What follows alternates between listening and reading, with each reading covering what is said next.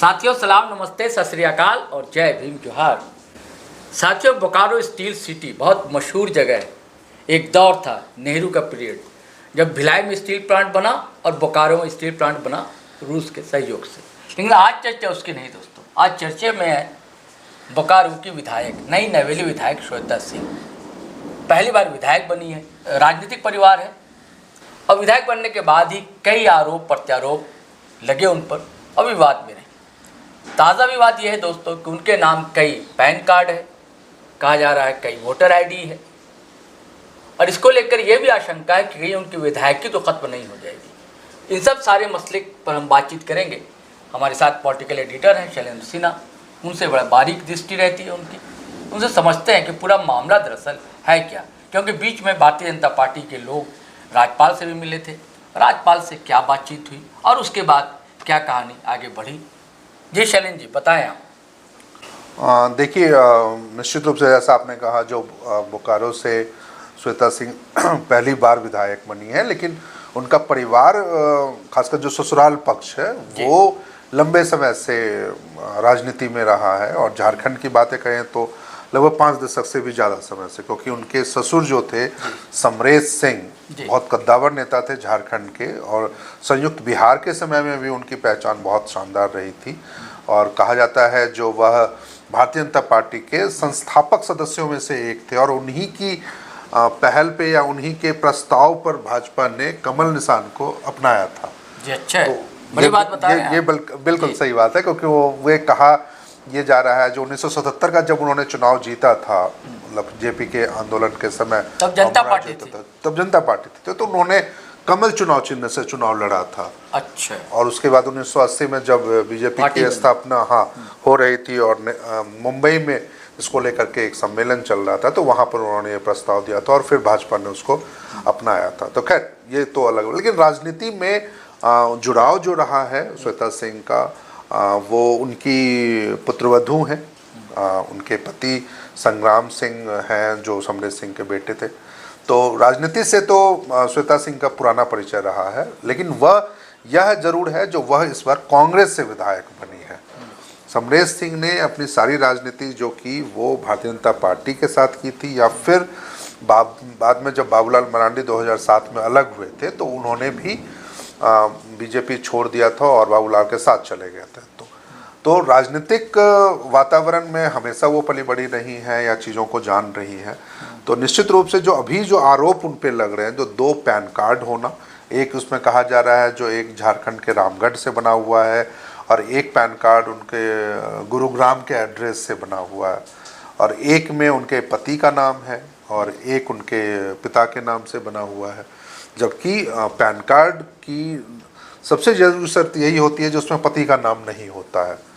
तो ऐसे में क्या पिता के नाम के रूप में भी ये आरोप लग रहे हैं उनके ऊपर, जो पति का नाम डाल दिया गया पिता के नाम पे, क्योंकि बिना पिता के नाम के वो बन नहीं सकता था। तो खैर दूसरी तरफ ये भी है जो उनके पास 4 जो अभी आरोप जो उनके ऊपर लग रहे हैं, जो 4 वोटर आइडेंटिटी कार्ड भी है, जिसमें 3 वो बोकारो के एड्रेस पे है और एक उनके अपने मायके बिहार से जुड़ा हुआ और उनके एड्रेस पे है। तो इन तमाम चीज़ों को लेकर के सबसे पहली शिकायत जो थी वो बोकारो जिला प्रशासन में दर्ज कराई गई थी। वहाँ पर बोकारो की डीसी के समक्ष ये शिकायत दर्ज कराई गई थी, वहाँ के स्थानीय लोगों के द्वारा, या कुछ जो सुधी कह सकते हैं जो लोग हैं जिनकी नज़रें इस तरह की चीज़ों पे रहती है, तो उन्होंने सबसे पहले वहाँ शिकायत दर्ज कराई।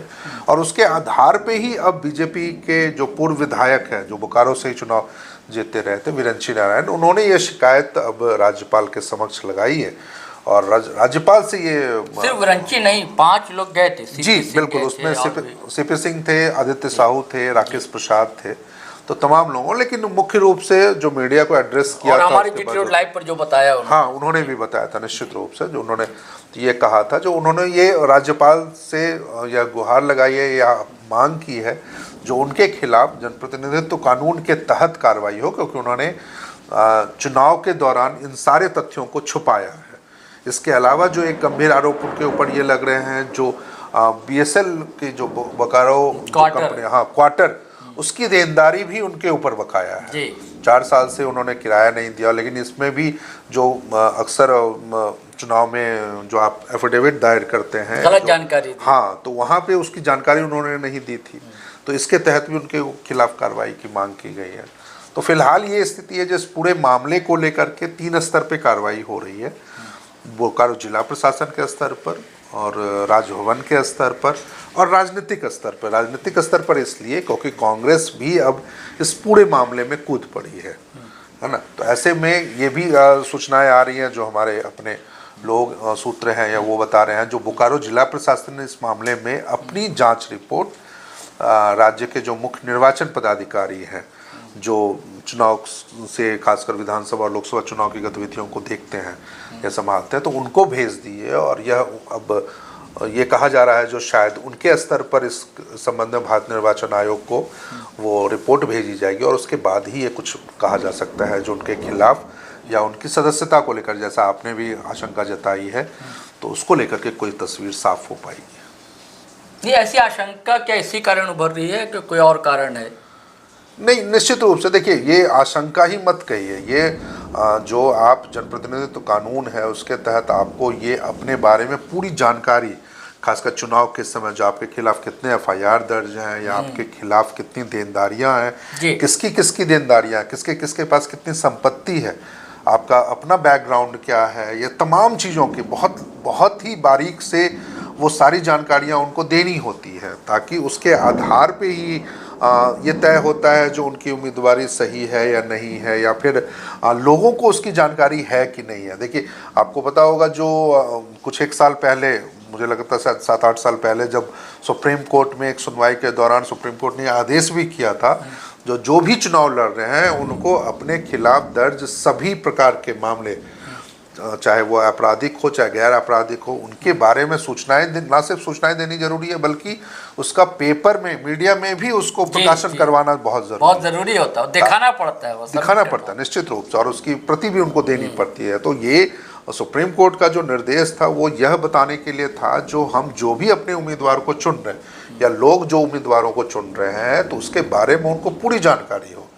तो निश्चित रूप से इस बार जो था वो यही सवाल मुख्य रूप से उठाया जा रहा है, यदि उनके खिलाफ किन परिस्थितियों में 2 पैन कार्ड बने, किन परिस्थितियों में उन्होंने 4-4 वोटर कार्ड अपने पास रखा है, तो ये तो काफी गंभीर मामला है। नारायण को बैठे बैठाए मौका मिल गया, भाजपा को बैठे बैठाए मौका मिल गया, और वेंकी नारायण चढ़ बैठे हैं, कह लीजिए एक तरह से, बिल्कुल आंदोलन के मूड में भारतीय जनता पार्टी। बिल्कुल, और ये होना भी चाहिए क्योंकि आप एक जनप्रतिनिधि हैं और जनप्रतिनिधि से इस तरह की गलतियों की उम्मीद नहीं की जा सकती है। गलती कह सकते हैं या फिर तथ्य कह लें जो छुपाने की, ये उम्मीद नहीं की जा सकती है, क्योंकि जैसा कि देखिए पहले भी हमने कहा, जो परिवार उनका लंबे समय से राजनीति में है, खासकर ससुराल पक्ष जो है, तो ऐसे में ये तो कहा ही नहीं जा सकता है जो वो पहली बार चुनाव लड़ रही हैं या पहली बार विधायक बन रही हैं तो उनको इन चीज़ों की जानकारी नहीं होगी, जो क्या जानकारियां चुनाव आयोग को देनी और क्या नहीं देनी है। तो ये तो काफी गंभीर मसला है। इससे पहले भी देखिए, ये जयराम महतो जो डुमरी विधायक, उनसे भी उलझ गई थी। हाँ, उनकी छवि एक ऐसी नहीं रही कहते है कि सिर मुड़ाते ही ओले पड़े। विधायक बनने के बाद ही ये विवाद में है, लगातार घटनाएं सामने आ रही हैं, खबरें सामने आ रही हैं। और ये अभी नहीं, आप देखिए जो विधानसभा चुनाव से पहले, जब पिछली बार जब लोकसभा चुनाव हो रहे थे, ठीक अब से 1 साल पहले 24 में, तो उस समय भी वो विवाद में थी। उस समय उन्होंने, वो कांग्रेस के पक्ष में चुनाव प्रचार कर रही थी। उस समय अनुपमा सिंह, जो कुमार जयमंगल सिंह की पत्नी है, वो कांग्रेस प्रत्याशी के रूप में धनबाद लोकसभा से लड़ रही थी, और उनकी जो बड़ी जेठानी है यानी समरेश सिंह की बड़ी बहू है, वो बीजेपी के पक्ष में चुनाव प्रचार कर रही थी, ढुल्लू महतो के पक्ष में।